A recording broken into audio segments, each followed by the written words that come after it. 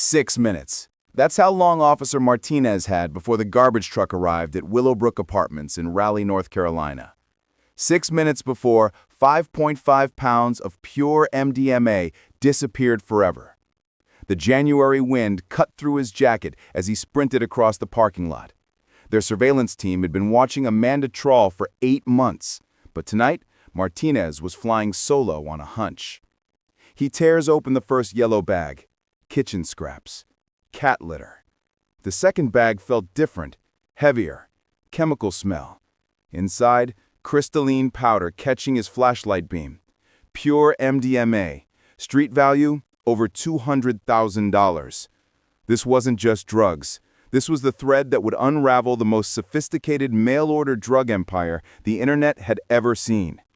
An empire run by a ghost, calling himself Lon is Here. For 3 years, he stayed invisible. Thousands of packages flowing across borders, millions in cryptocurrency, perfect anonymity, until one bag of trash changed everything. But this story starts 2 years earlier, in a Staten Island gym with a construction worker who thought he was buying steroids. Anthony Coronati's routine never changed. 5 a.m. wake-up call in a Staten Island apartment, construction site in Brooklyn by 7 a.m., gym on Richmond Avenue by 6 p.m., protein shake at the same deli, home by 9 p.m. At 28, he'd lived this cycle for 6 years. The only variation was his quarterly trips to a warehouse in Queens for steroid pickups. When his supplier disappeared, panic set in. Mr. Staten Island competition in 4 months. Without testosterone and growth hormone, months of sculpting would vanish. His workout partner at Powerhouse Gym mentioned alternatives. Dark Web, bro. It's like Amazon for stuff you can't get in stores. Download Tor browser. Get Bitcoin from that ATM on Northern Boulevard. Package comes right to your door. The Bitcoin ATM stood in a cramped bodega between a check cashing place and a cell phone repair shop. Anthony felt like a criminal feeding $20 bills into the machine. The process felt surreal, downloading anonymity software in his apartment, creating accounts with fake names on websites that looked professional but sold illegal drugs. When his package finally arrived at the Stapleton post office, something felt wrong immediately. The box was heavier than expected. It rattled when shaken. Anthony's construction background, 10 years working on sketchy job sites in Queens and Brooklyn, taught him to trust instincts about things that didn't fit. He took the B-74 bus instead of walking home, paid cash instead of using his Metro card, got off 3 stops early and doubled back through the projects near Stapleton houses. Changed his route twice more, cutting through parking lots behind Richmond University Medical Center. Used the building service entrance on Gordon Street instead of the main lobby on Bay Street. Inside his apartment, the package sat on his kitchen table like a ticking bomb. When he finally sliced it open with his box cutter, his hands were shaking. Instead of the familiar testosterone vials, dozens of amber bottles filled with colorful pills, blue ones with dolphin stamps, white ones with Tesla logos. Pills that looked like candy but felt like trouble. MDMA, ecstasy, street value over $40,000. Sitting on his kitchen table. His phone buzzed. Email from Lon is Here. Package mix-up. Please forward to address below. You'll be compensated $500. $500 was 2 weeks' pay. The sender seemed professional, like a business error. He thought it was an accident. It wasn't. It was recruitment. Liston deliberately sent drugs to steroid buyers, people already breaking small laws, who might take the next step for easy money. Within 6 months, Anthony forwarded packages monthly, each containing thousands in drugs, each pulling him deeper into something much bigger. Here's how Liston's system worked and why it was brilliant. Traditional drug dealing is vulnerable. Catch the customer, trace to dealer. Catch dealer, identify customers. Liston's system worked like legitimate supply chains, but for drugs. Step 1. High-quality MDMA, ketamine sourced in the UK. Step 2. Bulk shipments to reshippers in America, people like Anthony. Step 3. Reshippers forwarded individual orders to different reshippers in other states. Step 4. Final delivery to customers. This created buffers. If police caught customers, packages traced to reshipping addresses, not the UK source. Reshippers looked like dealers and took the fall. The scale was massive. MDMA to colleges, ketamine to medical professionals, benzos feeding America's anxiety epidemic, packages to US, Canada, Ireland, Jamaica. Over 10,000 packages in 3 years. Some reshippers handled hundreds monthly. The genius was recruitment psychology. Liston recruited ordinary people already bending small rules, steroid users, research chemical buyers, professional communication, steady income. It felt like legitimate employment. People like Amanda Trawl. Amanda Trawl lived on Weatherstone Drive in suburban Raleigh, in one of those neighborhoods where driveways still had basketball hoops and neighbors knew each other's first names. She worked part-time at Carolina Medical Billing on Glenwood Avenue, drove a 10-year-old Honda Civic with a dented bumper, and had never been arrested for anything more serious than a parking ticket downtown. She was exactly what Lon needed, methodical enough to follow complex instructions, paranoid enough about details to avoid mistakes, middle class enough to be invisible to law enforcement, desperate enough financially to take risks for steady money.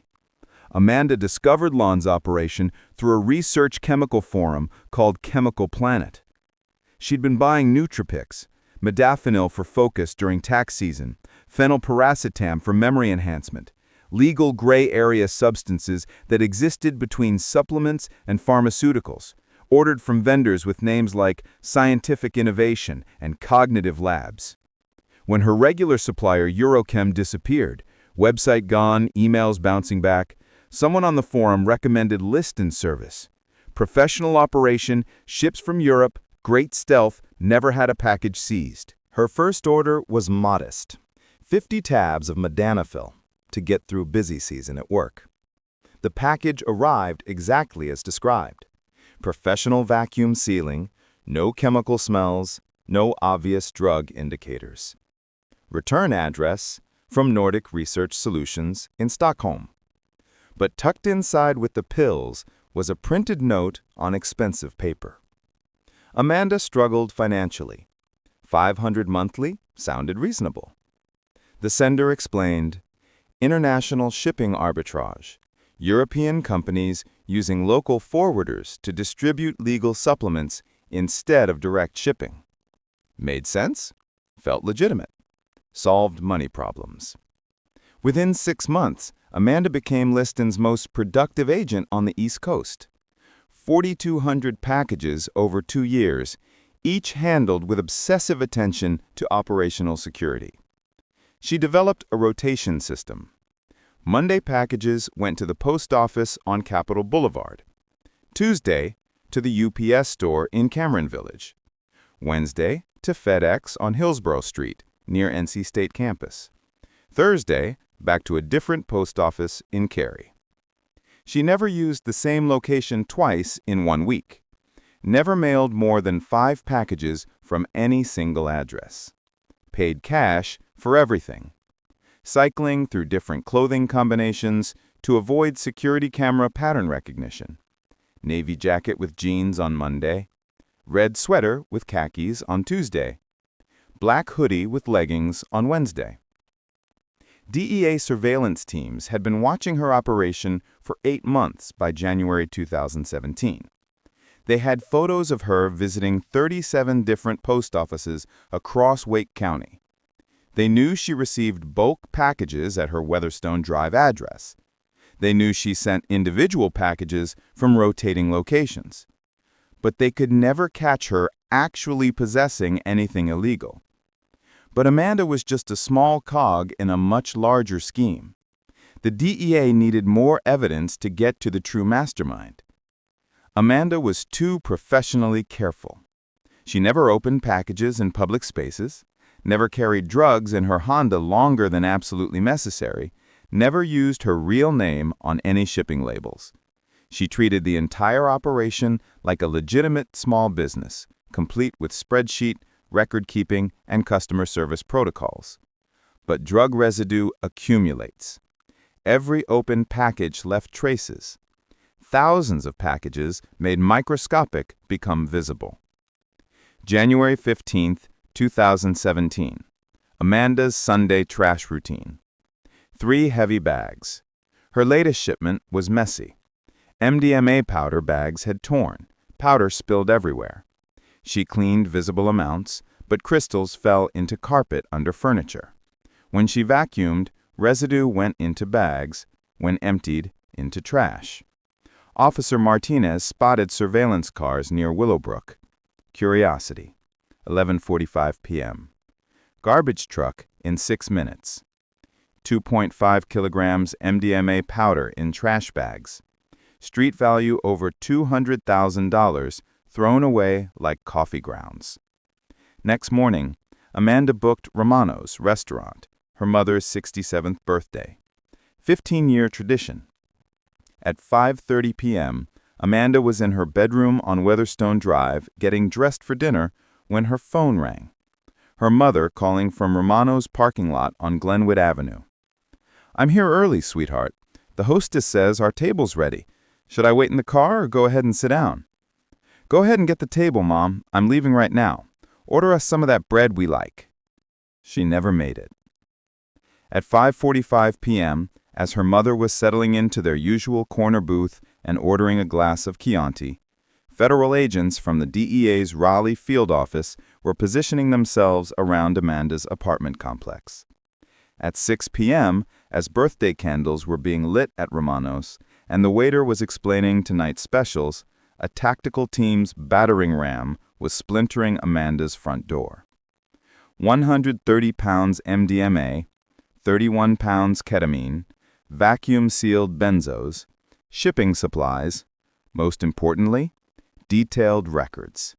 Amanda kept meticulous books, package tracking, customer information, everything organized like a legitimate business. "I just moved packages," she told the agent. 4,200 over 2 years. Told they were legal supplements. Then she provided case-cracking information.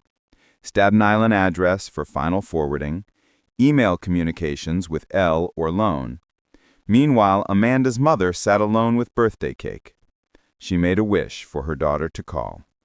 The wish wouldn't be granted for 3 years. DEA chose direct approach. Set trap. See who walked in. The 20th of February, Brooklyn facility. Agents supervised as technicians prepared 10 pounds MDMA bait package. Street value, $500,000. Professional packaging copied from seized shipments.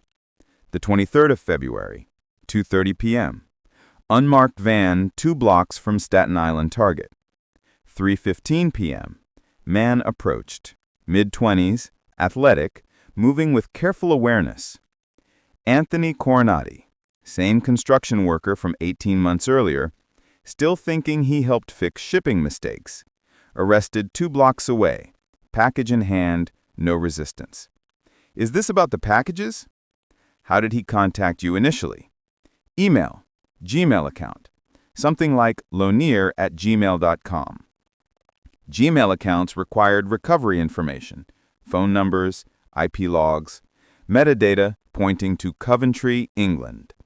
The invisible empire had a physical location.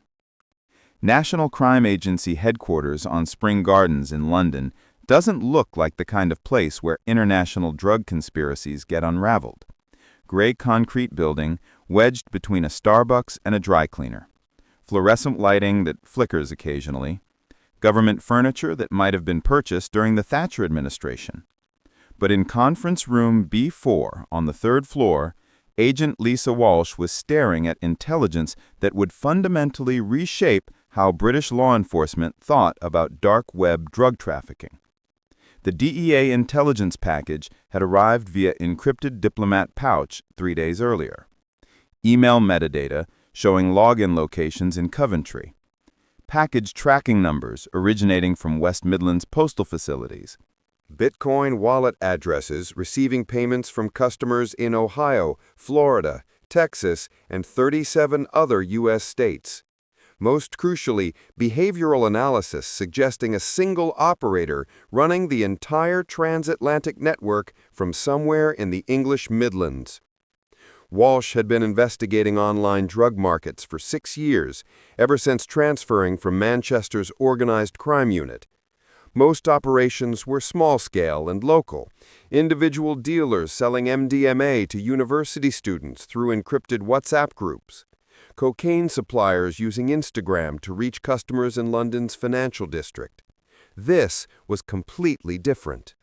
This was industrial-scale international distribution with corporate-level logistics, conservative estimate 500 kilograms MDMA over 3 years.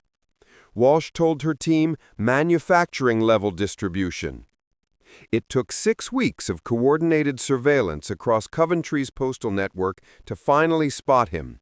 Male, early 30s, South Asian appearance, always well-dressed in designer casual wear. He visited different post offices daily: Coventry Central on Corporation Street, Tile Hill Branch on Jardine Crescent, Canley Post Office near the University of Warwick campus, Earl's Dawn on the Albany Road. Always alone, always paying cash from a thick roll of 20-pound notes, always using different fabricated return addresses. Their surveillance pattern was textbook operational security. Monday morning, Coventry Central, maximum 20 packages. Tuesday afternoon, Tile Hill, different clothing, different car.